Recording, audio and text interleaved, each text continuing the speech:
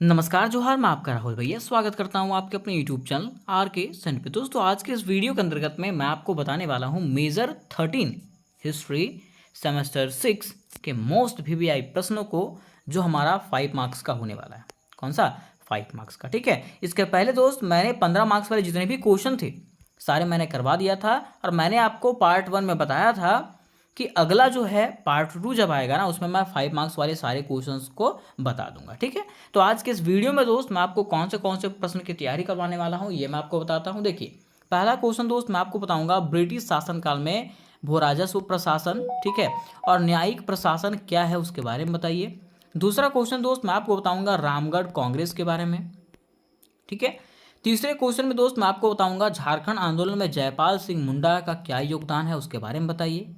ठीक है, और चौथा क्वेश्चन में दोस्त मैं आपको बताऊंगा झारखंड के शिक्षा व्यवस्था एवं महत्वपूर्ण शैक्षणिक संस्थाओं के बारे में। ठीक है, तो चलिए एक एक करके सबसे पहले हम लोग जानते हैं ब्रिटिश शासनकाल में भू राजस्व व्यवस्था और न्यायिक प्रशासन के बारे में। उसके बाद एक एक करके हम लोग चारों क्वेश्चन को क्लियर करेंगे। ठीक है, तो देखिए बात करते हैं अगर क्वेश्चन का, तो क्वेश्चन हमारा इस प्रकार से पूछ रहा है कि ब्रिटिश शासन काल में, क्वेश्चन क्या कह रहा है, ब्रिटिश शासन काल में भू राजस्व एवं न्यायिक प्रशासन का विस्तृत वर्णन करें।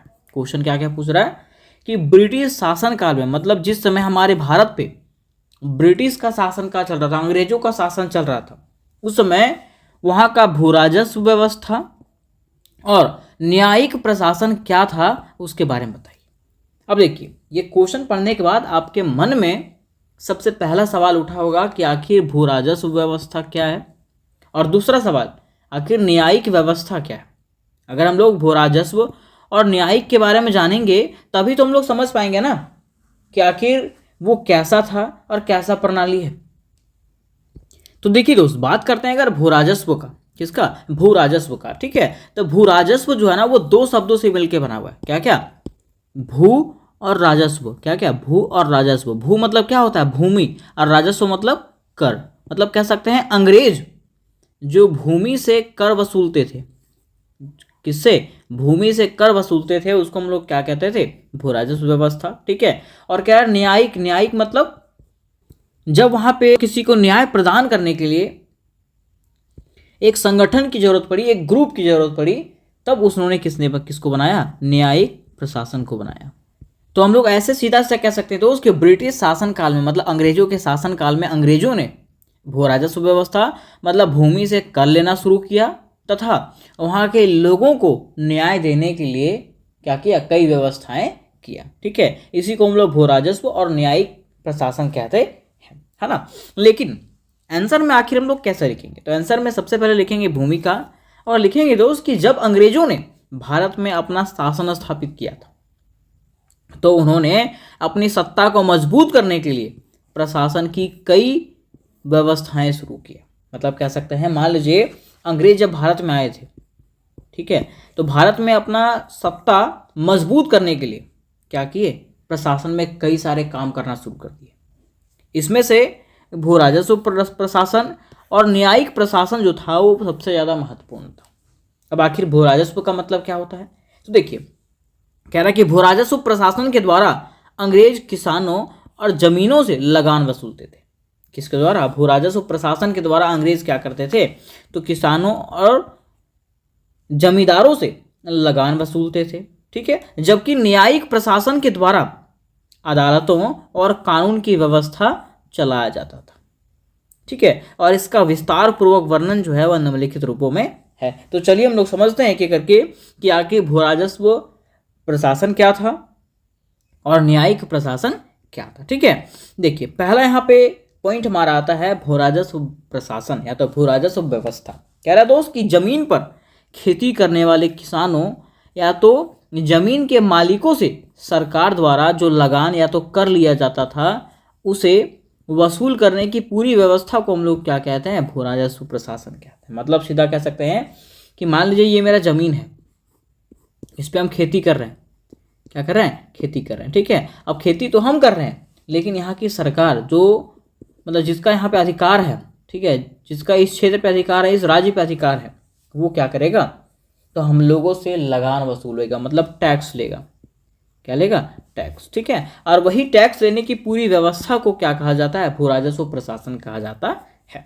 आसान भाषा में समझिएगा, कह रहा है कि किसान जमीन पर खेती करता है और उस जमीन के बदले में सरकार को जो पैसे देता है उसको क्या कहते हैं? भू राजस्व या तो लगान कहते हैं।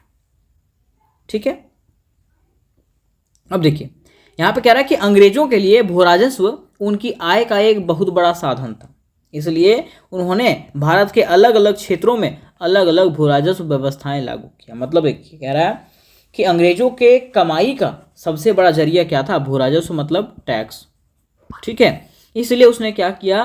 भारत के अलग अलग क्षेत्र में, कहाँ पे? भारत के अलग अलग क्षेत्र में, अलग अलग राज्य में जो है उसने अलग अलग भू राजस्व व्यवस्था लागू किया। जैसे कि मान लीजिए कि ये मेरा गांव है, ठीक है, मेरे गांव में कहा कि नहीं, अगर आप खेती करते हो तो आपको जो है वो खेती का 10% हिस्सा मुझे देना पड़ेगा टैक्स के रूप में। ठीक है, लेकिन ये गांव में कहा कि नहीं, आपको जो है यहाँ पे 15% देना पड़ेगा। ठीक है, तो इसी प्रकार से भारत के अलग अलग क्षेत्रों में अलग अलग भू राजस्व प्रणाली लागू किया गया। किसके द्वारा? अंग्रेजों के द्वारा, है ना। अब देखिए कह रहा है कि अलग अलग क्षेत्रों में किस प्रकार की व्यवस्थाएं किया गया। किसका? भू राजस्व का व्यवस्था किस प्रकार से किया गया उसके बारे में बताइए। ठीक है, तो देखिए सबसे पहला हमारा आया था स्थायी बंदोबस्ती। क्या आया था? स्थायी बंदोबस्ती। आखिर ये क्या है? तो कह रहा है कि 1793 में लॉर्ड कॉर्नवालिस ने बंगाल, बिहार और उड़ीसा के कुछ क्षेत्रों में स्थायी बंदोबस्ती लागू किया था। क्या लागू किया था? स्थायी बंदोबस्ती। कह रहा है इस व्यवस्था में जमींदारों को किसान से लगान वसूल करने की जिम्मेदारी दिया गया। यह ऐसा व्यवस्था था जिसमें से जमींदारों को, किसको? जमींदारों को, मतलब जिसका जमीन था, ठीक है, उन लोगों को कहा गया कि आप क्या करिए? किसान से टैक्स वसूलिए। मतलब आप टैक्स लीजिए किसानों से, ठीक है, और वसूल करके किसको दीजिए? सरकार को दीजिए।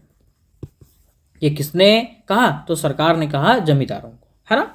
अब कह रहा है कि जमींदार जो है किसान से लगान लेते थे और उनका एक निश्चित हिस्सा सरकार को देते थे, और इस व्यवस्था में सरकार द्वारा लिए जाने वाले राजस्व लंबे समय के लिए निश्चित कर दिया गया था। मतलब इसमें जो राजस्व लिया जाता था, टैक्स जो लिया जाता था, उसको लंबे समय तक फिक्स कर दिया गया कि इतना टैक्स जो है ना आपको देना है। ठीक है, प्रभाव, इसका प्रभाव क्या पड़ा? तो कह रहा है कि इस व्यवस्था से जमींदारों की शक्ति बढ़ गई, लेकिन किसानों का शोषण भी बढ़ गया।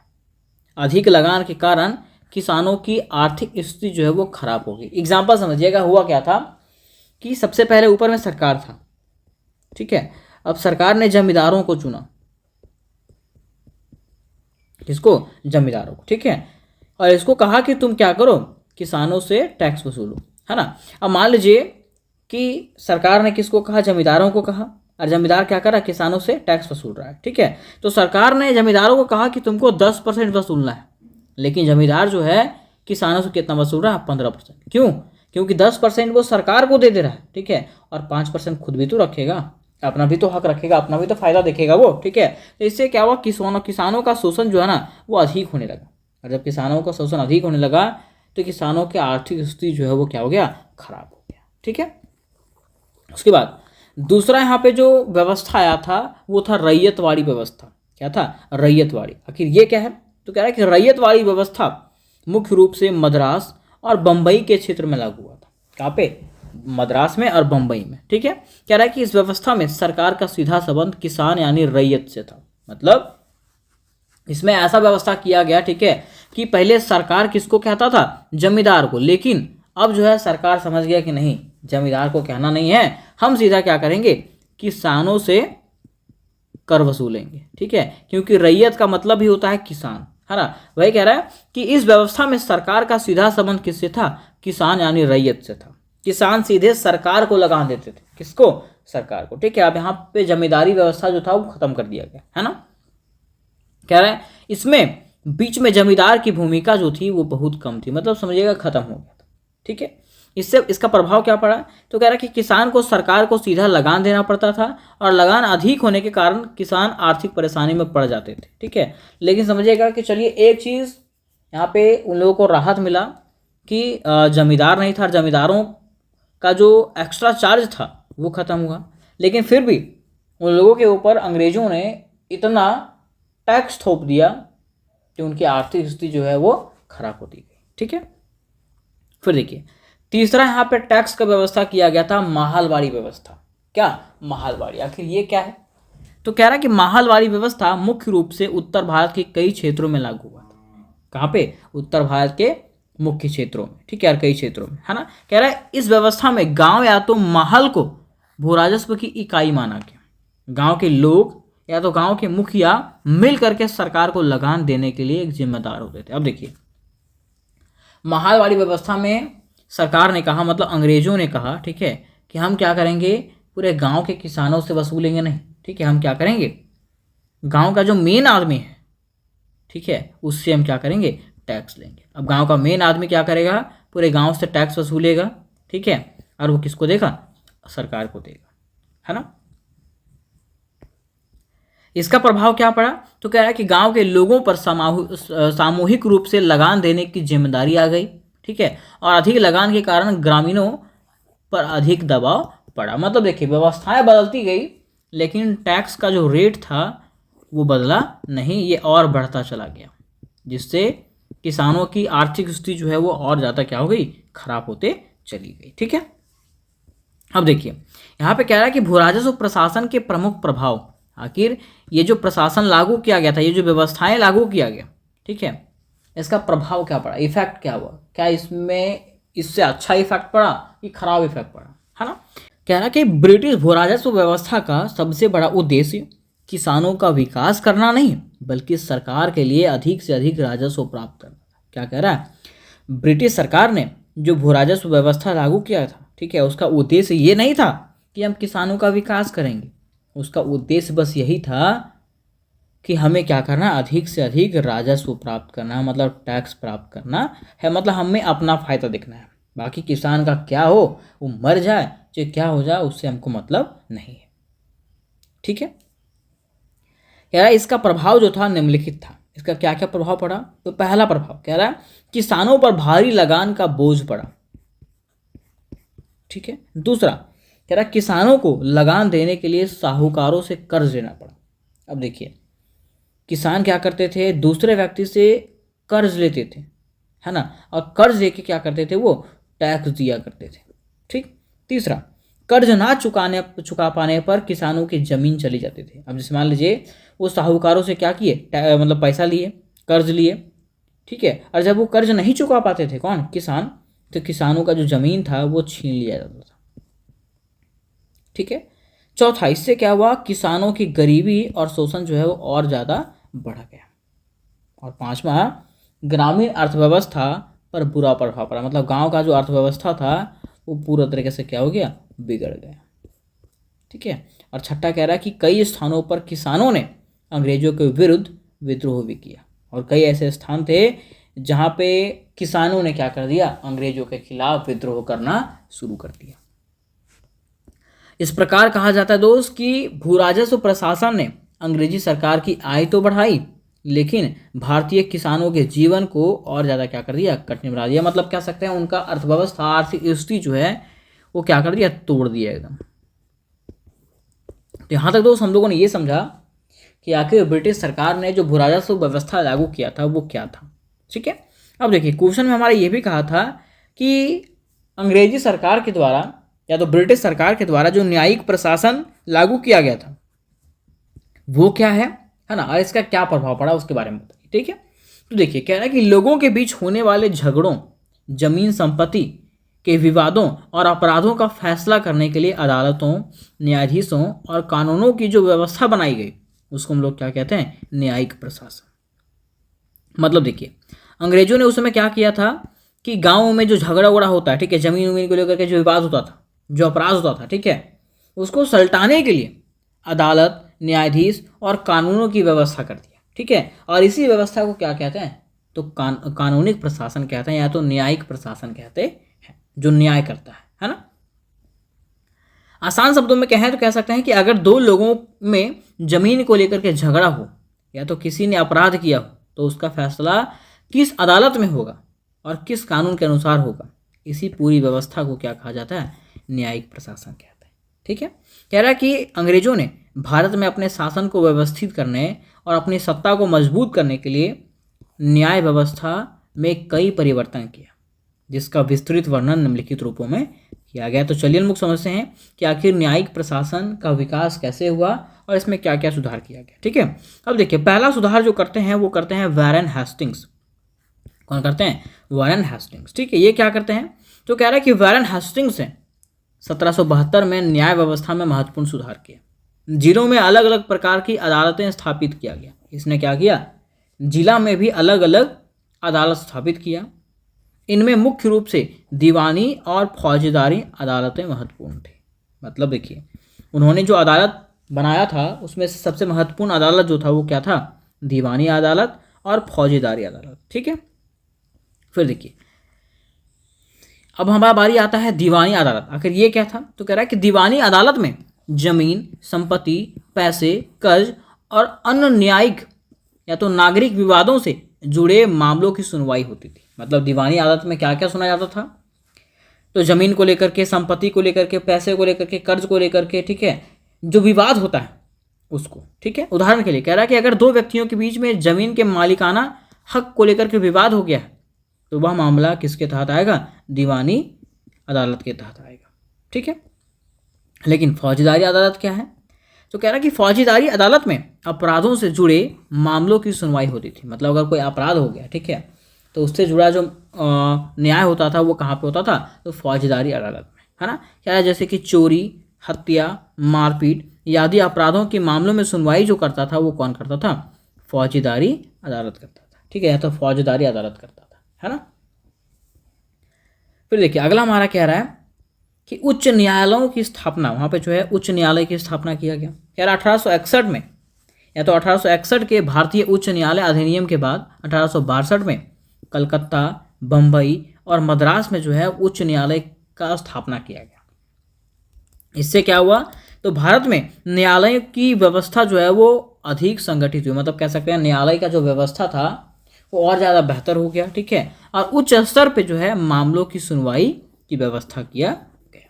जैसे मान लीजिए कि मेरा गांव का कोर्ट है, ठीक है, वहाँ पे मामला नहीं सलटाया गया तो उच्च न्यायालय में क्या किया जाएगा? वो मामला जाएगा और वहाँ पे वो मामला सलटा जाएगा, उसका सलटारा किया जाएगा, समाधान किया जाएगा। ठीक है, अगला हमारा कह रहा है लिखित कानूनों का निर्माण। कह रहा है कि अंग्रेजों ने भारत में कानूनों को व्यवस्थित और लिखित रूप देने का प्रयास किया। भारतीय दंड संहिता आईपीसी 1860 का, या तो 1860 इसका महत्वपूर्ण उदाहरण है। ठीक है, इसमें अलग अलग अपराधों और उसकी सजा से संबंधित नियम दिए गए। किसमें? भारतीय दंड संहिता में जो है ना अलग अलग अपराध, ठीक है, और उसकी सजा से संबंधित नियम दिया गया है। ठीक है, इसके अलावा दीवानी और आपराधिक मामलों की प्रक्रिया से संबंधित कानून भी बनाया गया, है ना। आप लोगों ने देखा होगा कि जब पुलिस किसी को पकड़ता है तो बोलता है कि आईपीसी ये धारा लगेगा, आईपीसी ये धारा लगेगा, ऐसा करके बोलता है कि नहीं। ठीक है, तो ये क्या होता है कि अगर कोई अपराध आप किए हैं या तो किसी को सजा देना है तो कौन सा नियम उस पर पारित होगा। ठीक है, ये था उसमें, है ना। अब कह रहा है कि न्यायिक प्रशासन जो आया था उसकी क्या क्या विशेषताएं हैं। तो पहला विशेषता कह रहा है अलग अलग प्रकार के मामलों के लिए अलग अलग अदालत बनाया गया। मतलब जैसा मामला है, ठीक है, वैसा अदालत में हम लोग को जाना है। दूसरा, उच्च न्यायालयों की स्थापना हुआ इससे। तीसरा, लिखित कानूनों का महत्व बढ़ा। ठीक है, चौथा कह रहा है अपील करने की व्यवस्था विकसित हुई। पांचवा, न्याय व्यवस्था को एक निश्चित रूप देने का प्रयास किया गया। और छठा कह रहा है कि अंग्रेजी शासन के अनुसार कानूनों और अदालतों की व्यवस्था जो है विकसित हुई। मतलब कह सकते हैं अंग्रेजी शासन के अनुसार, ठीक है, वहाँ का कानून और अदालत जो है वो विकसित हुआ। तो यहाँ तक दोस्त हम लोगों ने ये क्वेश्चन को समझ लिया। अब अंत में बारी आती है निष्कर्ष का। निष्कर्ष में क्या लिखेंगे? लिखेंगे कि इस प्रकार ब्रिटिश शासनकाल में भूराजस्व और न्यायिक प्रशासन में महत्वपूर्ण परिवर्तन किया गया। भूराजस्व प्रशासन के माध्यम से अंग्रेजों ने स्थायी बंदोबस्ती, रैयतवाड़ी, महलवाड़ी जैसे व्यवस्थाओं द्वारा किसानों से लगान वसूला। ठीक है, और इससे जो है अंग्रेजों की आय बढ़ी, लेकिन किसानों की गरीबी और शोषण भी बढ़ा। दूसरी ओर न्यायिक प्रशासन में दीवानी और फौजदारी अदालत तथा उच्च न्यायालय तथा लिखित कानूनों का विकास हुआ। इससे भारत में आधुनिक न्याय व्यवस्था की नींव रखा गया। हालांकि यह जो व्यवस्था है मुख्य रूप से ब्रिटिश शासन के हितों को ध्यान में रखकर बनाया गया था।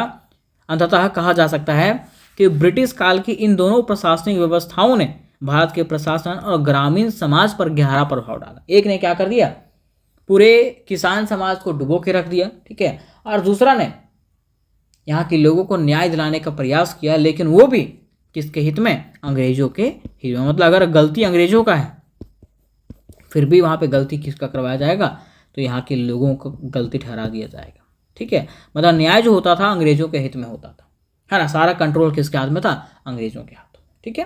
तो यहाँ तक दोस्त हम लोगों ने ये पूरी क्वेश्चन को समझ गया। तो आज का प्रश्न हमारा है, रामगढ़ कांग्रेस के महत्व की विवेचना कीजिए। प्रश्न क्या है, रामगढ़ कांग्रेस के महत्व की विवेचना करिए। मिस बताइए कि रामगढ़ कांग्रेस अधिवेशन जो हुआ था उसका क्या महत्व है। अब इसके महत्व को अगर जानना है तो सबसे पहले हम लोग को ये जानना पड़ेगा कि आखिर रामगढ़ कांग्रेस क्या है। तो चलिए मेरे दोस्त, एकदम आसान शब्दों में मैं इसको समझाने का प्रयास करता हूँ कि आखिर रामगढ़ कांग्रेस क्या है। हुआ क्या था कि जब द्वितीय विश्व युद्ध की शुरुआत हुई उस समय भी हमारा भारत अंग्रेजों के गुलाम था, ठीक है। उस समय अंग्रेजों ने क्या किया, भारत को जबरदस्ती युद्ध में ले गया। मीन्स भारत को जबरदस्ती युद्ध में धकेल दिया। किसने, अंग्रेजों ने, है ना। और जब ये बात भारतीयों को पता चला तो भारतीय इससे असंतुष्ट हुए, और असंतुष्ट होने के बाद भारतीयों ने एक गठन बनाया। गठन बनाने के बाद वे लोग क्या क्या करते हैं, अंग्रेजों से पूछते हैं कि अगर आपको भारत को द्वितीय विश्व युद्ध में शामिल करना है, ठीक है, मीन्स कह सकते हैं अगर आपको भारत से सहयोग चाहिए तो तत्काल ही आपको भारत को आज़ाद करना पड़ेगा, ठीक है। ऐसा बात किसने कहा, कांग्रेस के अधिकारियों ने कहा। लेकिन यहाँ पे अंग्रेज जो है ना ये बातों को ठुकरा देते हैं और कहते हैं कि नहीं, हम भारत को आज़ाद नहीं करेंगे। और जब ऐसी बात होती है तो भारत के सारे कांग्रेस के अधिकारी मिलकर के रामगढ़ में क्या करते हैं, एक अधिवेशन करते हैं, है ना। इसी को हम लोग क्या कहते हैं, रामगढ़ कांग्रेस अधिवेशन कहते हैं। तो चलिए हम लोग जानते हैं कि आखिर ये जो अधिवेशन हुआ था उसमें से किन किन चीज़ों पर चर्चा किया गया था, ठीक है। तो सबसे पहले लिखेंगे परिचय। क्या लिखेंगे, परिचय। और लिखेंगे दोस्त कि रामगढ़ कांग्रेस मार्च 1940 में आयोजित वह अधिवेशन था जिसमें कांग्रेस ने साफ कर दिया कि भारत केवल स्वतंत्रता मिलने पर ही अंग्रेजों का साथ देगा। हम कह सकते हैं कि रामगढ़ कांग्रेस मार्च 1940 में आयोजित वही अधिवेशन था जिसमें से कांग्रेस ने यह साफ कह दिया था, किसको, अंग्रेजों को, कि अगर हमें आज़ादी मिलेगी तभी हम क्या करेंगे, आपका साथ देंगे, अन्यथा आपका साथ हम नहीं देंगे। क्योंकि प्रथम विश्व युद्ध में भी भारतीयों ने अंग्रेजों का साथ दिया था, लेकिन अंग्रेज जो है अपने बात से मुकर गए थे। इसलिए यहाँ पे भारतीय कहते हैं कि अगर मुझे आज़ादी मिलेगी तभी मैं आपका साथ दूंगा, अन्यथा हम लोग आपका साथ नहीं देंगे, ठीक है। कह रहा है इसका मुख्य उद्देश्य भारत को पूर्ण स्वतंत्रता दिलाने की रणनीति बनाना। मिस देखिए इसका जो मुख्य उद्देश्य था, किसका, रामगढ़ कांग्रेस का, ये मुख्य उद्देश्य क्या था, तो मुख्य उद्देश्य था भारत को पूर्णतः आज़ादी दिलाना और आने वाले जन आंदोलन की तैयारी करना, ठीक है। आगे कह रहा कि रामगढ़ कांग्रेस का महत्व भारतीय स्वतंत्रता संग्राम के इतिहास में बहुत खास है। ये जो रामगढ़ कांग्रेस हुआ था इसका महत्व जो है ना भारतीय स्वतंत्रता संग्राम के लिए क्या है, बहुत ही खास है। अब कैसे खास है, इसके महत्व को आगे हम लोग समझेंगे। देखिए क्या कह रहा है कि यह जो कांग्रेस है, यह कांग्रेस का अधिवेशन मार्च 1940 में बिहार के रामगढ़ जो अभी वर्तमान झारखंड में है ना, यहाँ पे हुआ था। कह रहा है इस अधिवेशन की अध्यक्षता प्रसिद्ध नेता अबुल कलाम आजाद ने किया था। कोई पूछेगा रामगढ़ कांग्रेस का अध्यक्षता किसने किया था, तो आपको बताना है अबुल कलाम आजाद ने किया था। अब इसके अंतर्गत क्या हुआ, क्या बातें किया गया, ये चीज हम लोग आगे जानेंगे। देखिए बात करते हैं अगर इसके पृष्ठभूमि का, तो कहा जाता है कि जब 1939 में द्वितीय विश्व युद्ध शुरू हुआ उस समय ब्रिटिश सरकार ने भारत के लोगों को बिना किसी परामर्श के युद्ध में झोंक दिया। हुआ क्या कि जब 1939 में द्वितीय विश्व युद्ध शुरुआत हुआ तो उस समय ब्रिटिश सरकार ने, मीन्स अंग्रेजों ने, भारत के लोगों को बिना किसी के आदेश का, ठीक है, बिना किसी से निर्णय लिए ही युद्ध में झोंक दिया। इससे क्या हुआ, भारतीय नेताओं के मन में गुस्सा फैल गया, जिसके बाद कांग्रेस ने मांग किया, किससे, अंग्रेजों से, कि अगर आपको युद्ध में भारत से सहयोग चाहिए तो भारत को तुरंत आज़ादी दिया जाए। ये कौन मांग करता है, भारत के नेता मांग करते हैं, है ना। परंतु अंग्रेजों ने यह जो मांग है वो क्या कर दिया, ठुकरा दिया, जिसके विरोध में कांग्रेस ने प्रांतीय मंत्रिमंडल से क्या कर दिया, इस्तीफा दे दिया। और इस समय स्वतंत्रता आंदोलन एक नए मोड़ पर था। ठीक है, इस समय क्या हुआ, स्वतंत्रता आंदोलन में जो है ना एक नया आग उबल करके सामने आया था। और यहाँ से जो है महात्मा गांधी को भारत छोड़ो आंदोलन करने का फैसला मिल गया। मिस कह सकते हैं भारत छोड़ो आंदोलन करने का पूरा छूट मिल गया, है ना। और यहाँ के सारे लोग जो है ना एकजुट हो गए। ठीक है, क्या करने के लिए, भारत छोड़ो आंदोलन करने के लिए। ठीक है, अब देखिए दूसरा पॉइंट में हम लोग लिखेंगे रामगढ़ कांग्रेस का आयोजन। आखिर इसका आयोजन क्यों हुआ था, कह रहा है मार्च 1940 में अखिल भारतीय कांग्रेस का अधिवेशन रामगढ़ में हुआ था। कहां पे हुआ था, रामगढ़ में। ठीक है, जो उस समय बिहार में था, है ना। कह रहे इसमें पूरे देश से हजारों प्रतिनिधि आए थे। किसमें, तो रामगढ़ अधिवेशन में जो है ना पूरे देश के हजारों प्रतिनिधि आए थे। इसकी अध्यक्षता किसने किया था, मौलाना अबुल कलाम आजाद ने किया था। ठीक है, कह रहा महात्मा गांधी, जवाहरलाल नेहरू, सुभाष चंद्र बोस उस समय कांग्रेस से अलग अलग हो चुके थे, लेकिन फिर भी वहां पे क्या थे, मौजूद थे, है ना। उसके साथ साथ राजेंद्र प्रसाद, सरदार वल्लभ भाई पटेल जैसे बड़े बड़े नेता जो हैं वहां पे मौजूद थे। वो अधिवेशन में, कौन सा अधिवेशन में, रामगढ़ कांग्रेस अधिवेशन में। ठीक है, आगे कह रहा है अधिवेशन का प्रमुख प्रस्ताव, ये जो अधिवेशन हुआ इसका प्रमुख प्रस्ताव क्या था। जब अंग्रेजों ने हमारी मांगों को ठुकरा दिया उसके बाद ये अधिवेशन हुआ, तो ये अधिवेशन में कौन से प्रस्ताव को रखा गया, कह रहा है रामगढ़ अधिवेशन में कई महत्वपूर्ण प्रस्ताव पारित किया गया। पहला, कांग्रेस ने फिर से साफ कहा कि भारत को पूर्ण स्वतंत्रता चाहिए। अब देखिए इसमें से कांग्रेस ने फिर से कहा कि भारत को पूरी तरीके से क्या चाहिए, आजादी चाहिए। किससे, अंग्रेजों से। फिर दूसरा कहा कि अंग्रेज सरकार से कहा गया कि अगर भारत को आजादी दी जाती है तभी भारत युद्ध में मदद करेगा। अब इसमें जो है इसके तहत अंग्रेजों को कहा जाता है कि भारत तभी आपका साथ देगा जब भारत को पूर्णतः आजाद किया जाएगा। फिर आगे कहा जाता है गांधी जी को आने वाले आंदोलन की तैयारी करने और उसे चलाने का पूरा अधिकार दिया गया। इस अधिवेशन के तहत महात्मा गांधी को खुला छोड़ दे दिया गया कि आप जो चाहें वो आंदोलन चला सकते हैं। किसके लिए, भारत की आजादी के लिए। चौथा, कह रहा है इसके तहत किसानों, मजदूरों और गरीबों की समस्या पर चर्चा हुआ। इस अधिवेशन में क्या हुआ, किसानों, मजदूरों और गरीबों की समस्याओं पर चर्चा किया गया। उसके साथ साथ इसके तहत तय किया गया कि अगर अंग्रेज आज़ादी नहीं देंगे तो देशव्यापी बड़ा आंदोलन शुरू हो जाएगा। अब देखिए यही अधिवेशन में तय किया गया था कि अगर अंग्रेज हम भारतीयों को आज़ाद नहीं करेगा, ठीक है, मैं इस भारत को आज़ाद नहीं करेगा तो पूरे देश में जो है सबसे बड़ा आंदोलन हो जाएगा और ये आंदोलन उग्र रूप धारण कर लेगा। ये कौन कह रहा था, तो कांग्रेस अधिवेशन में कहा गया था, अर्थात रामगढ़ कांग्रेस में कहा गया था। ठीक है, तो यहां तक हम लोगों ने देखा कि आखिर किस प्रकार से रामगढ़ कांग्रेस बना। ठीक है, इसमें किस प्रकार के नेता लोग शामिल हुए थे और कैसे कैसे प्रस्ताव जो इसमें रखा गया था। लेकिन अब हम लोग पढ़ेंगे कि महात्मा गांधी की भूमिका इसमें क्या रही। तो कह रहा रामगढ़ अधिवेशन में गांधी जी को भविष्य के आंदोलन के नेता के रूप में अधिकृत किया गया। रामगढ़ अधिवेशन जो हुआ था उसमें से महात्मा गांधी को जो है ना भविष्य के आंदोलन के नेता के रूप में चुना गया था, है ना, कि भविष्य में जो आंदोलन होगा वो कौन करेगा, आप ही करिएगा। कह रहा है इसका सीधा असर यह हुआ कि कुछ साल बाद 1942 में गांधी जी ने भारत छोड़ो आंदोलन शुरू कर दिया।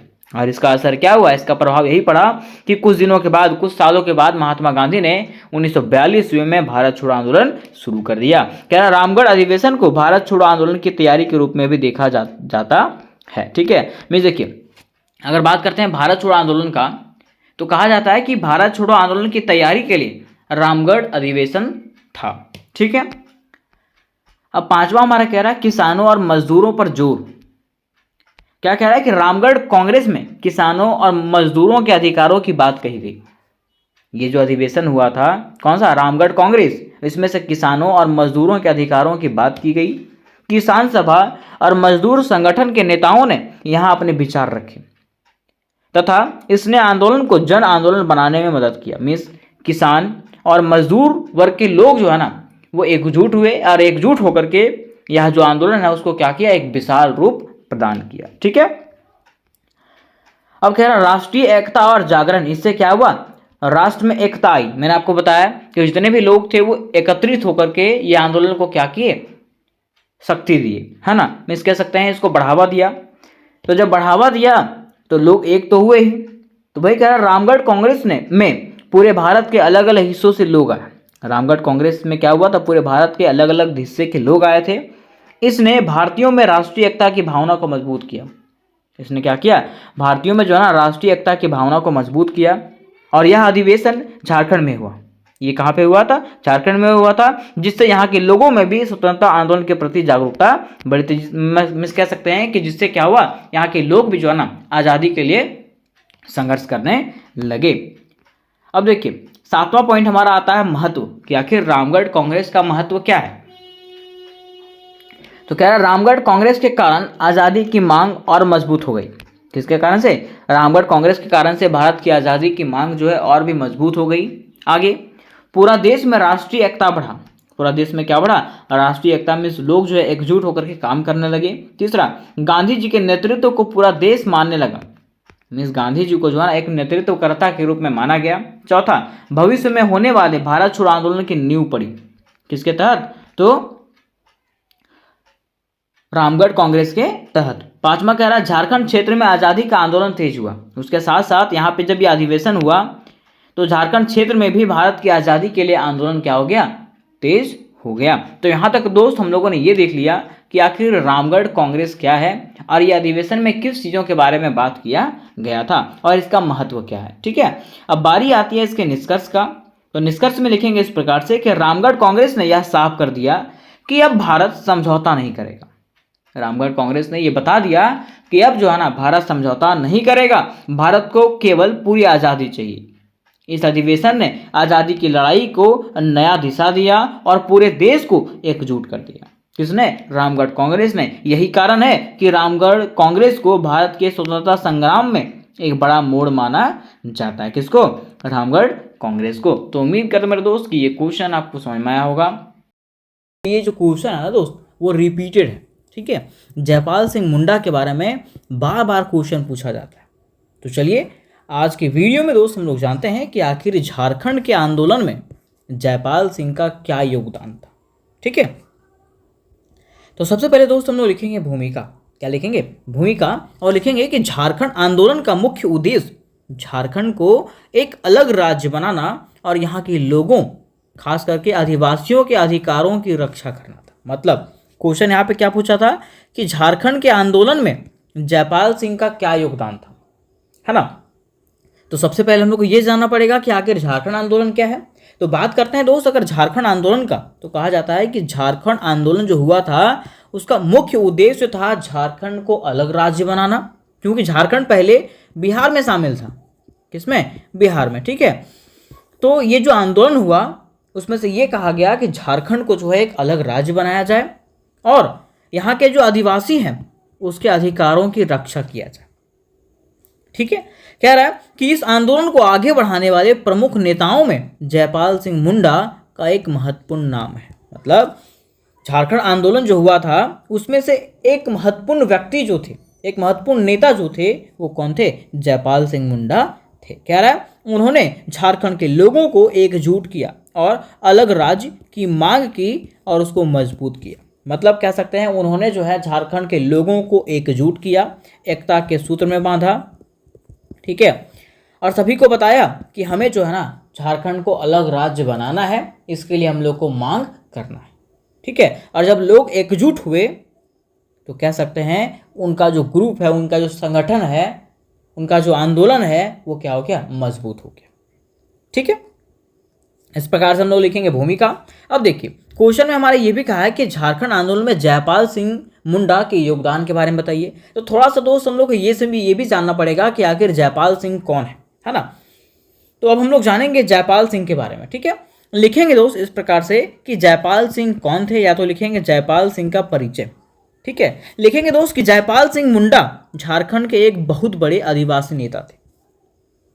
कौन, जयपाल सिंह मुंडा जो है वो झारखंड के एक आदिवासी क्षेत्र के या तो आदिवासियों का एक महत्वपूर्ण नेता थे, सबसे बड़े नेता थे। ठीक है, कहा जाता है कि उन्होंने अपना जीवन झारखंड के लोगों और खास करके आदिवासी समाज के अधिकारों के लिए काम करने में लगाया। मतलब उन्होंने अपना जीवन जो व्यतीत किया वो आदिवासी समाज के लोगों के अधिकारों में काम करने के लिए लगा, ताकि आदिवासी समाज के जो लोग हैं उनको प्रॉपर अधिकार मिल पाए, जो जो अधिकार उन लोगों को मिलना चाहिए वो सारे अधिकार मिल पाए। ठीक है, कह रहा उनका जो जन्म हुआ था वो 3 जनवरी 1903 को खूंटी क्षेत्र में हुआ। ठीक है, वे पढ़ाई में बहुत अच्छे थे, वे खेल में भी अच्छे थे और हॉकी के खिलाड़ी थे। और ऐसा कहा जाता है कि 1928 में वे भारतीय हॉकी टीम के कप्तान भी रहे थे। ठीक है, और उन्हें जो है वो प्राइज भी मिला था, पुरस्कार भी मिला था। ठीक, कह रहा कि बाद में उन्होंने राजनीति में कदम रखा। इन्होंने, जयपाल सिंह मुंडा ने किस में कदम रखा? राजनीति में कदम रखा और आदिवासी लोगों की समस्याओं को सरकार के सामने उठाना शुरू किया। मतलब पहले तो वो फुटबॉल के खिलाड़ी थे, ठीक है, उसके बाद इन्होंने जो है राजनीति में कदम रखा। राजनीति में कदम रखने के बाद ये क्या करने लगे? तो आदिवासी लोगों की जो समस्या है, ठीक है, उसको उजागर करने लगे और उजागर करके किसके सामने लाने लगे? सरकार के सामने लाने लगे। कह रहा दोस्त कि वे चाहते थे कि आदिवासियों की जमीन, संस्कृति, भाषा, परंपरा और पहचान जो है ना वो सुरक्षित रहे। ये कौन चाहते थे? तो जयपाल सिंह मुंडा चाहते थे कि आदिवासियों का जो जमीन है, जो संस्कृति है, जो सभ्यता है, जो भाषा है, जो परंपरा है और जो पहचान है, ठीक है, ये सब क्या रहे? बचा रहे। ठीक है, इसमें किस प्रकार का कोई खतरा ना हो। ठीक, अब देखिए कह रहा है कि जयपाल सिंह ने आदिवासी महासभा का नेतृत्व किया।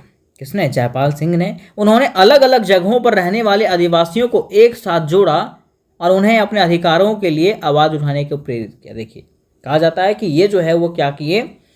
आदिवासी महासभा जो है ना उसका नेतृत्व किए। ठीक है, इसके समक्ष जो है, इसके साथ साथ उन्होंने क्या किया? तो अलग अलग क्षेत्रों में जो आदिवासी रहते हैं, जैसे मान लीजिए ये भी क्षेत्र है, ये भी क्षेत्र है, ये भी क्षेत्र है, ये भी क्षेत्र, ठीक है, ये चारों क्षेत्र में आदिवासी रह रहे हैं, है ना। तो ये सभी आदिवासियों को इन्होंने क्या किया? एकता के सूत्र में बांधा। क्या किया? एकता के सूत्र में बांधा। ठीक है, और इन्हें बताया गया कि हमें मिल करके क्या करना पड़ेगा? अपने अधिकारों के लिए लड़ना पड़ेगा। ठीक है, और झारखंड को अलग राज्य बनाने के लिए लड़ना पड़ेगा। ठीक है, कह रहा है कि उनका सबसे बड़ा योगदान था अलग झारखंड की मांग को मजबूत करना, और उनका मानना था कि झारखंड की अपनी अलग पहचान और संस्कृति है, इसलिए झारखंड के लोगों के विकास के लिए अलग राज्य होना चाहिए। मतलब वे कहते थे कि झारखंड का अपना अलग पहचान है, अपना अलग संस्कृति है, इसीलिए झारखंड के लोगों के विकास के लिए इसका अलग होना क्या है? जरूरी है। मतलब झारखंड को अलग करना जरूरी है। ठीक है, कह रहा है कि बाद में उन्होंने झारखंड पार्टी के माध्यम से इस मांग को आगे बढ़ाया और बाद में क्या किया? वे जो है एक राजनीतिक दल में घुस गए। ठीक है, राजनीतिक दल बनाया, इसका नाम क्या था? झारखंड पार्टी। ठीक है, और इसके जरिए उन्होंने अपने मांग को जो है आगे बढ़ाया। कह रहा है कि वे संविधान सभा के सदस्य भी रहे और वहाँ आदिवासी लोगों के समस्याएं और अधिकारों की बात भी रखी थी। किन्होंने? जयपाल सिंह मुंडा ने। ठीक है, आसान भाषा में अगर हम लोग समझे तो सीधा सा कह सकते हैं कि जयपाल सिंह मुंडा वह नेता थे जिन्होंने झारखंड के आदिवासियों को एकजुट किया, उनके अधिकारों के लिए आवाज़ उठाया और अलग झारखंड राज्य की मांग को मजबूत किया। किन्होंने? जयपाल सिंह मुंडा। ठीक है, कह रहा है कि उनके प्रयासों ने आगे चल करके झारखंड आंदोलन को मजबूत आधार दिया। मतलब उन्होंने जो प्रयास किया उसके कारण झारखंड आंदोलन जो है वो और ज़्यादा क्या हो गया? मजबूत हो गया, और झारखंड की जनता जो है वो झारखंड को अलग करने के लिए क्या करने लगी? तत्पर प्रयास करने लगी। ठीक है, अब देखिए कह रहा है, क्वेश्चन कहा था कि झारखंड आंदोलन में आखिर जयपाल सिंह के क्या क्या योगदान है उसके बारे में बताइए। तो आंसर लिखेंगे इस प्रकार से दोस्त कि झारखंड आंदोलन में जयपाल सिंह मुंडा के प्रमुख योगदानों का वर्णन निम्नलिखित रूपों में किया गया है। उसके बाद हम लोग शुरू करेंगे पॉइंट नंबर 1। देखिए पॉइंट नंबर 1 कह रहा है आदिवासियों को एकजुट किया। जयपाल सिंह मुंडा ने क्या किया? जितने भी आदिवासी थे सबको एकजुट किया। ठीक, कह रहा है कि उस समय झारखंड के आदिवासी लोग अलग अलग क्षेत्रों में रहते थे और कई तरह की समस्याओं का सामना करते थे। ठीक है, उस समय जयपाल सिंह ने उन्हें एक साथ आने और अपनी समस्याओं के लिए आवाज़ उठाने के लिए प्रेरित किया। मतलब कह रहा है कि उस टाइम झारखंड के जो लोग थे, झारखंड के जो आदिवासी लोग थे, वो अलग अलग क्षेत्र में रहते थे।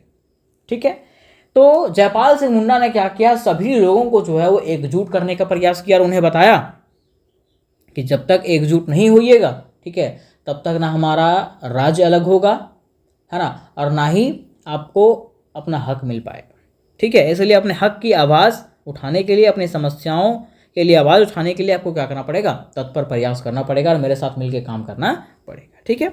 कह रहा उन्होंने लोगों में यह भावना पैदा की कि एकता में ही शक्ति होती है।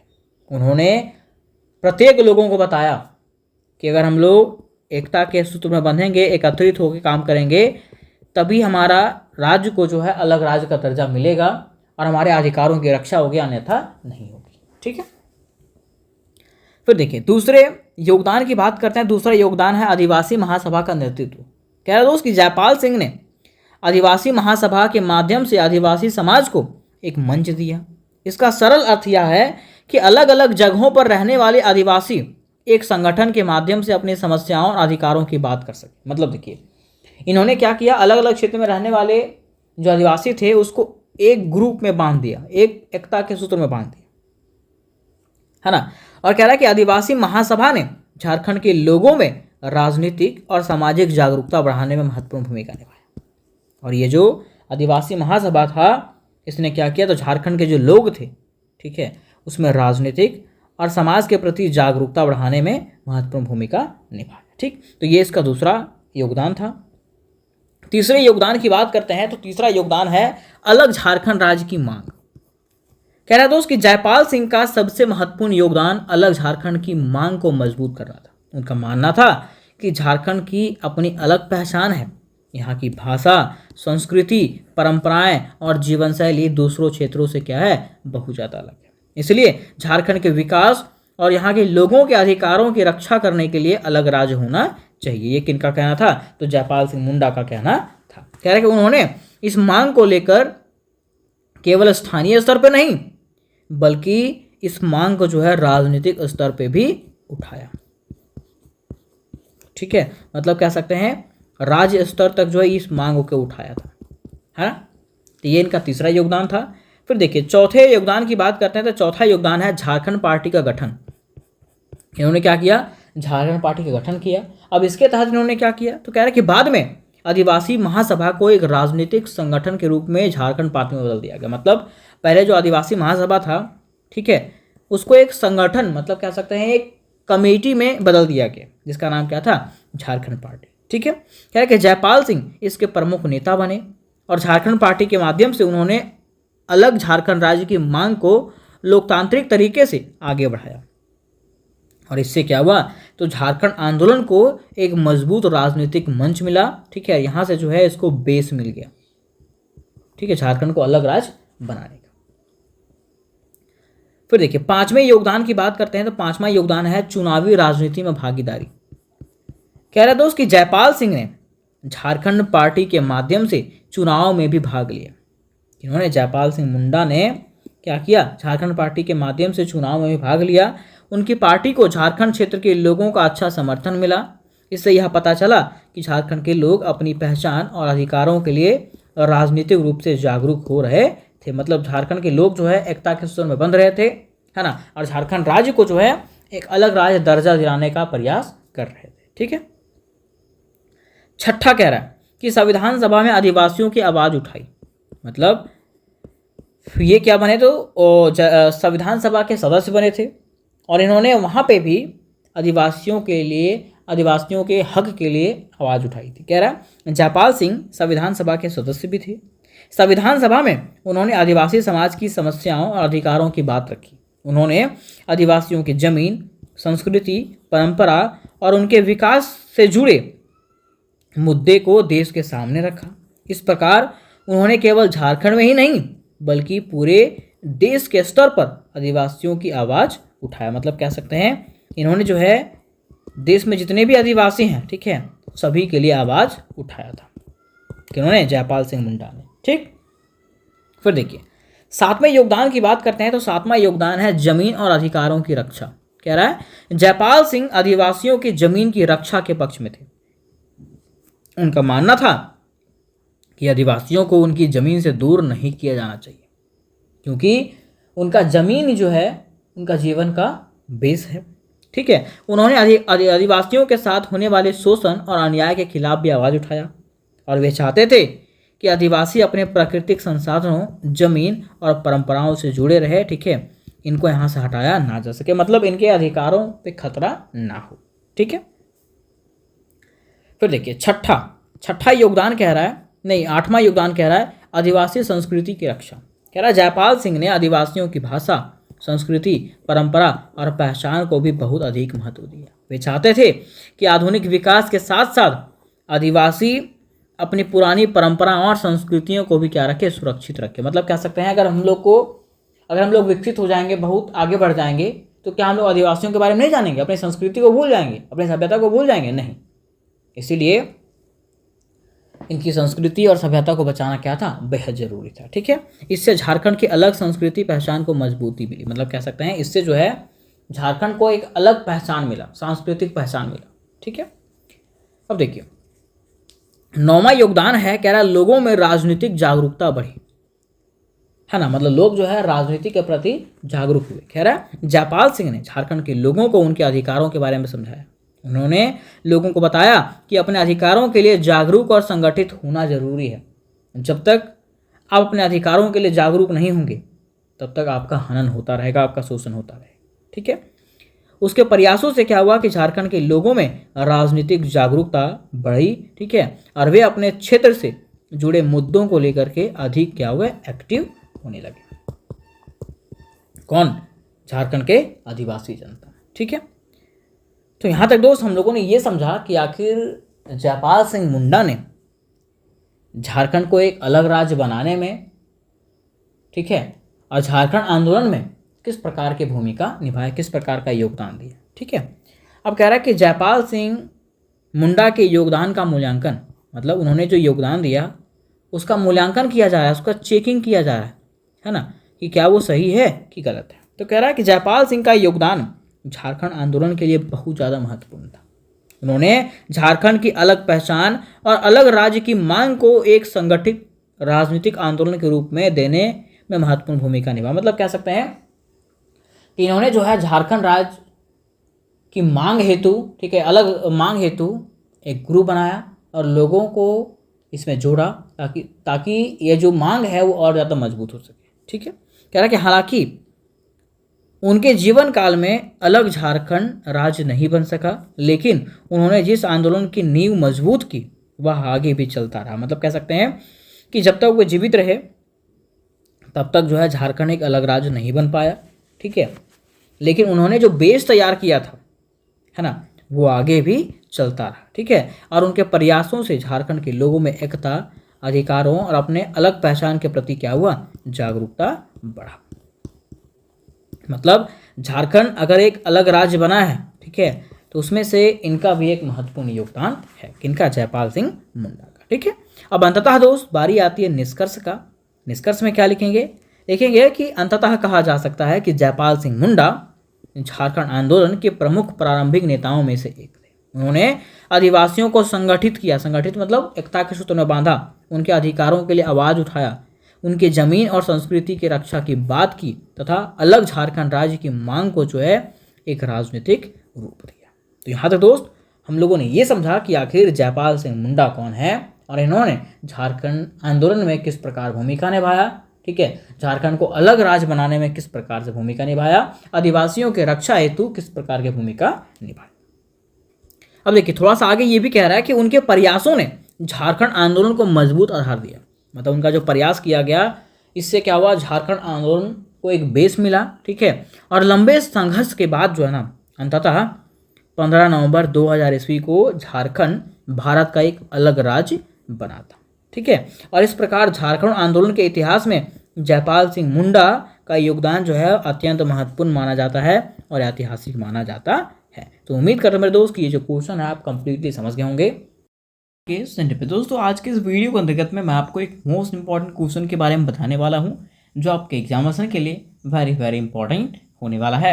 और यह जो क्वेश्चन है दोस्त वो झारखंड के कॉम्पिटिटिव एग्जामिनेशन के लिए वेरी वेरी इंपॉर्टेंट होने वाला है, क्योंकि झारखंड के हर एक कॉम्पिटिटिव एग्जामिनेशन में इससे क्वेश्चन बार बार पूछे जाते हैं। ठीक है। तो चलिए सबसे पहले हम लोग ये जानते हैं कि आखिर क्वेश्चन क्या है। उसके बाद दोस्त इसके उत्तर को हम लोग इतने आसान भाषा में समझेंगे कि बस आपको एक एक बार सुन लेना है ध्यान से, और ये जो है आपके माइंड में हमेशा के लिए बैठ जाएगा।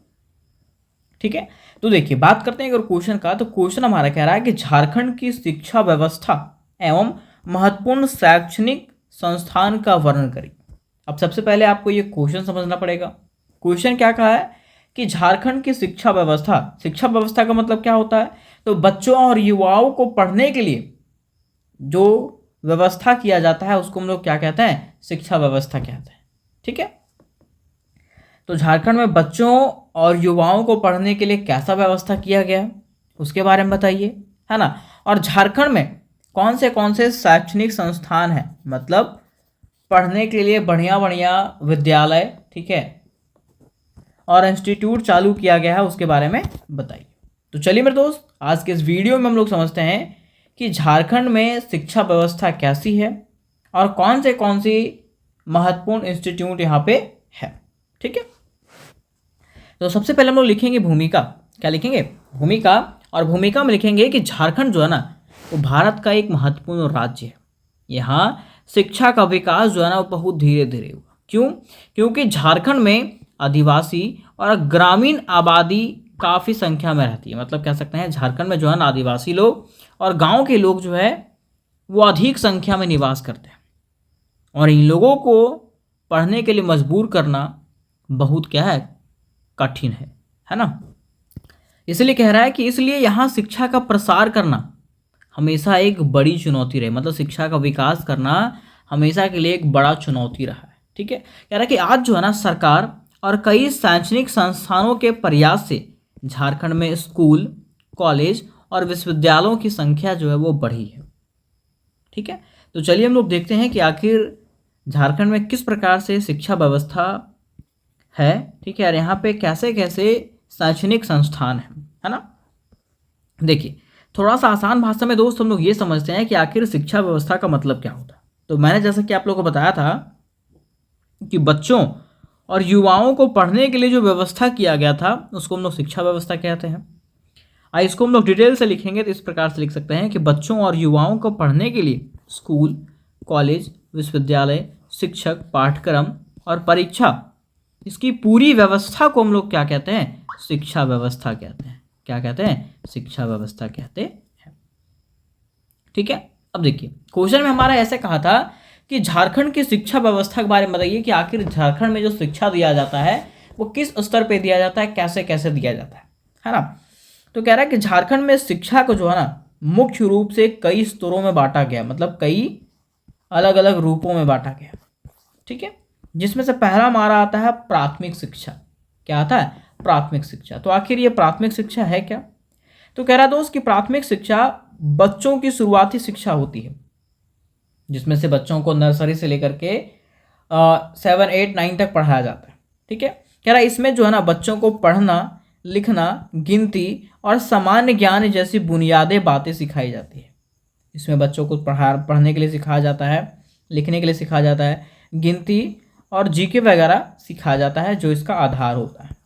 ठीक है, बेस है ना, बेसिक चीज़ है ना। कह रहा है कि सरकार द्वारा गांवों और शहरों में सरकारी प्राथमिक विद्यालय चलाए जाते हैं। इसके द्वारा, सरकार के द्वारा गांव में जो है कई सारे प्राथमिक विद्यालय चलाए जाते हैं। ठीक है, उसके बाद दूसरा हमारा जो आता है वो आता है माध्यमिक और उच्च माध्यमिक शिक्षा। मतलब कह सकते हैं ऊपर में तो बच्चों लोग को लिखना पढ़ना सिखा दिया गया, ठीक है, और अब जो है उन लोगों को थोड़ा सा उच्च शिक्षा दिया जाएगा, उससे थोड़ा सा बेहतर सिखाया जाएगा, है ना। ऊपर में बस बेस बनाया गया था, ठीक है, अब इसमें घर बनाया जाएगा। जैसे मान लीजिए कि हम लोग जब घर बनाते हैं तो नीचे में क्या करते हैं, बुनियाद देते हैं, ठीक है। अब बुनियाद देने के बाद ऊपर में हम लोग दीवार खड़ा करते हैं, ठीक है। तो वैसे बच्चों को जो है अभी मतलब कह सकते हैं प्राथमिक शिक्षा में बेस दिया गया, अब उसके ऊपर दीवार बनाया जाएगा, मतलब उसको मजबूत बनाया जाएगा। ठीक है, कह रहा है कि प्राथमिक शिक्षा के बाद विद्यार्थी माध्यमिक और उच्च माध्यमिक स्तर पर पढ़ाई करते हैं। इस स्तर पर विद्यार्थियों को अलग अलग विषयों की विस्तृत जानकारी दिया जाता है। मतलब इसमें जो है ना बच्चों को अलग अलग विषय के रूप में पढ़ाया जाता है, अलग अलग सब्जेक्ट पढ़ाया जाता है, ठीक है, और उसकी जानकारी दिया जाता है। कह रहा है झारखंड में सरकारी और निजी दोनों प्रकार के विद्यालय इस स्तर की शिक्षा प्रदान करता है। मतलब झारखंड में प्राइवेट विद्यालय भी है, ठीक है, और सरकारी विद्यालय भी है जो इस स्तर की शिक्षा देती है। किस स्तर की? माध्यमिक और उच्च माध्यमिक शिक्षा, ठीक है। नेक्स्ट तीसरा आता है दोस्त उच्च शिक्षा। कह रहा है कि 12वीं के बाद विद्यार्थी कॉलेज या तो विश्वविद्यालय में पढ़ाई करते हैं। ऊपर जो है ना, ऊपर हम लोगों ने दूसरा तक जो देखा वो 12वीं से पहले तक का था, ठीक है। और अब कह रहा है कि 12वीं कक्षा के बाद जो है ना विद्यार्थियों को कॉलेज या तो विश्वविद्यालय में पढ़ाई करना होता है, ठीक है। और झारखंड में कई विश्वविद्यालय और महाविद्यालय है जहाँ पे कला, विज्ञान, वाणिज्य, कानून, शिक्षा और अन्य विषयों की पढ़ाई होती है। मतलब कह सकते हैं कला मतलब आर्ट्स, साइंस, कॉमर्स, ठीक है, हर चीज़ों की पढ़ाई करवाया जाता है, ठीक है। लॉ वगैरह सब चीज़ का कानून करवाया जाता है, मतलब सब चीज़ का पढ़ाई करवाया जाता है, हर विषय का पढ़ाई करवाया जाता है, ठीक है। फिर चौथा यहाँ पे कह रहा है तकनीकी और व्यावसायिक शिक्षा। कह रहा है कि झारखंड में इंजीनियरिंग, मेडिकल, कृषि, प्रबंधन और अन्य तकनीक क्षेत्रों के भी शिक्षा दिया जाता है। इसके लिए भी संस्थान है यहाँ पे, मतलब क्या विश्वविद्यालय वगैरह है। इससे विद्यार्थियों को रोजगार से जुड़ी शिक्षा प्राप्त करने का अवसर मिलता है। इसमें जो है ना विद्यार्थी रोजगार के लिए शिक्षा पाते हैं। जैसे कि आप लोगों ने सुना होगा ITI वगैरह जो करवाया जाता है ना, D फार्मा, V फार्मा जो करवाया जाता है, इंजीनियरिंग जो करवाया जाता है, ठीक है, एग्रीकल्चर डिपार्टमेंट में जो करवाया जाता है ना, ये सब जो है ना लोगों को व्यवसाय पाने के लिए शिक्षा दिया जाता है, ठीक है, ताकि लोग आगे जाके रोजगार प्राप्त कर सके, है ना। तो यहाँ तक हम लोगों ने देखा कि आखिर झारखंड में शिक्षा व्यवस्था कैसा है, ठीक है। अब क्वेश्चन में हमारा ये भी कहा था दोस्त कि झारखंड के महत्वपूर्ण शैक्षणिक संस्थानों के बारे में बताइए कि झारखंड में कौन से शैक्षणिक संस्थान हैं जो सबसे फेमस है और महत्वपूर्ण है। तो कह रहा है कि झारखंड में कई ऐसे संस्थान हैं जो राज्य के साथ पूरे देश भर में क्या है प्रसिद्ध है, ठीक है, जिसका वर्णन निम्नलिखित है। उसमें से पहला हमारा आता है दोस्त भारतीय प्रौद्योगिकी संस्थान IIT धनबाद। IIT धनबाद जो है ना वो काफ़ी फेमस शैक्षणिक संस्थान है, ठीक है। कह रहा है दोस्त कि IIT धनबाद झारखंड का एक प्रसिद्ध तकनीकी संस्थान है। यहाँ इंजीनियरिंग और तकनीकी विषयों की उच्च शिक्षा दिया जाता है। कहाँ पे? IIT धनबाद। कह रहा है यह विशेष रूप से खनन और उससे जुड़े क्षेत्रों के लिए प्रसिद्ध है। माइनिंग वगैरह के लिए क्या है ये प्रसिद्ध है, क्या? IIT धनबाद, ठीक है, ये फेमस है। दूसरा कह रहा है कि बिरसा कृषि महाविद्यालय रांची। कह रहा है कि बिरसा कृषि मतलब विश्वविद्यालय कृषि शिक्षा और कृषि अनुसंधान के लिए महत्वपूर्ण संस्थान है। ये जो है एग्रीकल्चर के लिए, ठीक है। कह रहा है कि यहाँ जो है कृषि करने के लिए, पशुपालन करने के लिए, वानिकी और ये सबसे जुड़ी शिक्षा दिया जाता है। कहाँ पे? बिरसा कृषि विश्वविद्यालय रांची में, ठीक है। उसके बाद तीसरा आता है दोस्त रांची विश्वविद्यालय। क्या आता है? रांची विश्वविद्यालय, ठीक है, और इसका नाम आप लोगों ने सुना होगा। कह रहा है कि रांची विश्वविद्यालय झारखंड के पुराने और प्रमुख विश्वविद्यालयों में से एक है। यहाँ कला, विज्ञान, वाणिज्य तथा अन्य विषयों की उच्च शिक्षा दिया जाता है। कहाँ पे? रांची विश्वविद्यालय, ठीक है। फिर चौथा यहाँ पे शिक्षण संस्थान आता है विनोबा भावे विश्वविद्यालय हजारीबाग, है ना। कह रहा है कि विनोबा भावे विश्वविद्यालय हजारीबाग में स्थित एक महत्वपूर्ण विश्वविद्यालय है। इसके अंतर्गत कई कॉलेज आते हैं और यहाँ विभिन्न विषयों में उच्च शिक्षा प्राप्त करने का अवसर मिलता है, ठीक है। आप लोगों ने रांची विश्वविद्यालय का नाम सुना होगा, विनोबा भावे विश्वविद्यालय का नाम सुना होगा, ठीक है। फिर SKMU का नाम सुना होगा, जिसको हम लोग सिद्धू कानू विश्वविद्यालय कहते हैं, ठीक है।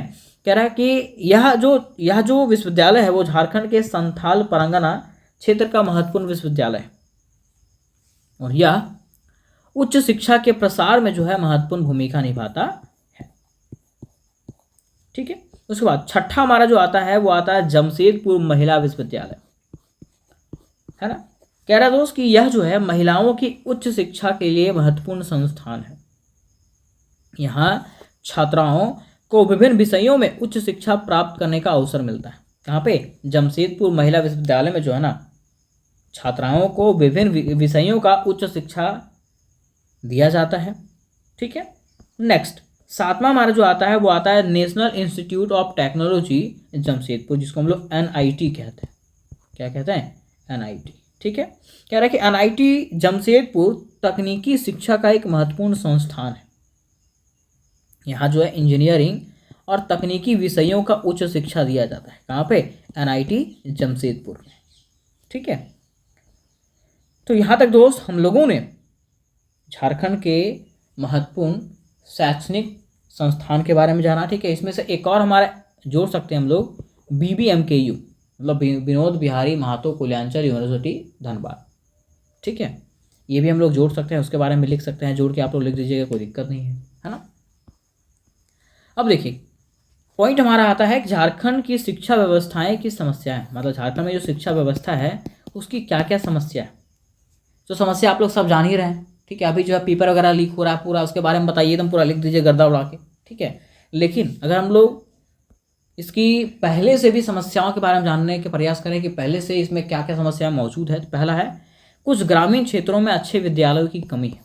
मतलब कई ऐसे ग्रामीण क्षेत्र हैं, ठीक है, जहाँ पे अच्छा स्कूल नहीं है, और स्कूल है भी तो वहाँ पे अच्छे शिक्षक नहीं है। ठीक है, दूसरा कुछ क्षेत्रों में शिक्षकों की कमी रहती है। कुछ ऐसे भी क्षेत्र हैं जहाँ पे विद्यालय तो है लेकिन शिक्षक ही नहीं है, टीचर ही नहीं है।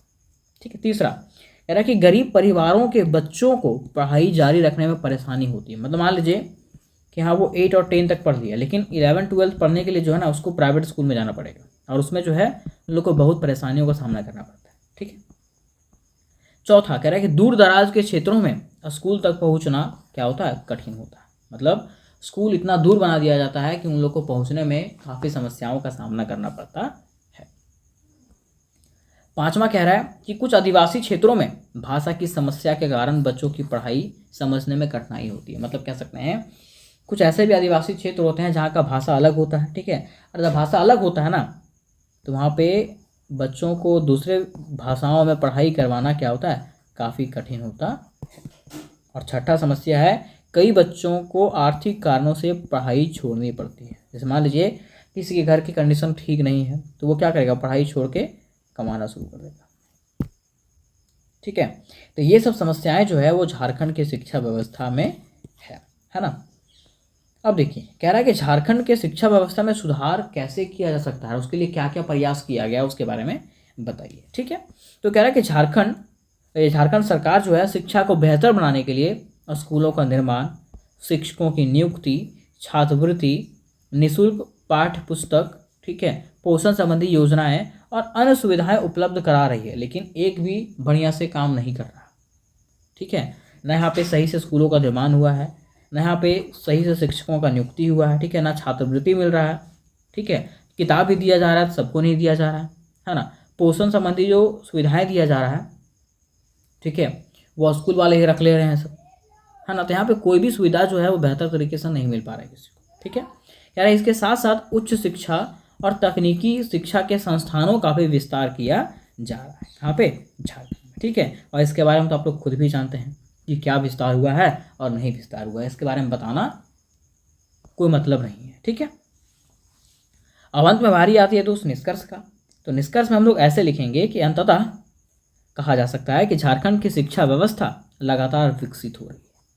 प्राथमिक शिक्षा से लेकर के उच्च शिक्षा और तकनीकी शिक्षा तक कई संस्थान विद्यार्थियों को शिक्षा प्रदान कर रही है, जिसमें से IIT धनबाद, NIT जमशेदपुर, रांची विश्वविद्यालय, विनोबा भावे विश्वविद्यालय, विरसा कृषि विश्वविद्यालय, ठीक है, सिद्धू कान्हू मुर्मू, है ना, जैसे संस्थानों ने झारखंड में शिक्षा के विकास में क्या किया? महत्वपूर्ण योगदान निभाया है। ठीक है, कह रहा कि फिर भी ग्रामीण और दूर दराज के क्षेत्रों में शिक्षा को और ज़्यादा मजबूत करने की क्या है? आवश्यकता है। और यदि सभी बच्चों को अच्छी शिक्षा मिले तो झारखंड का सामाजिक और आर्थिक विकास जो है ना बहुत तेज़ी से हो सकता है। लेकिन झारखंड में अभी हो क्या रहा है? तो बस और बस पेपर लीक हो रहा है। क्या हो रहा है? पेपर लीक, और कुछ नहीं हो रहा है। ठीक है, कोई भी एग्जाम हो रहा है उसके पहले जो है पेपर बिक जा रहा है। ठीक है, और उसका मांग भी देख रहे हैं कितना? 35 लाख, 40 लाख, 45 लाख। ठीक है, इससे कम कुछ नहीं है। तो उम्मीद करते मेरे दोस्त कि ये जो क्वेश्चन है आपको कंप्लीटली समझ में आ गया होगा, और अगर ये क्वेश्चन आपको समझ में आया होगा तो वीडियो को लाइक करिएगा, अपने दोस्तों के साथ शेयर करिएगा, और चैनल को भी सब्सक्राइब जरूर कर लीजिएगा। ठीक है, तो मिलता है नेक्स्ट वीडियो में, तब तक के लिए जय हिंद, जय भारत।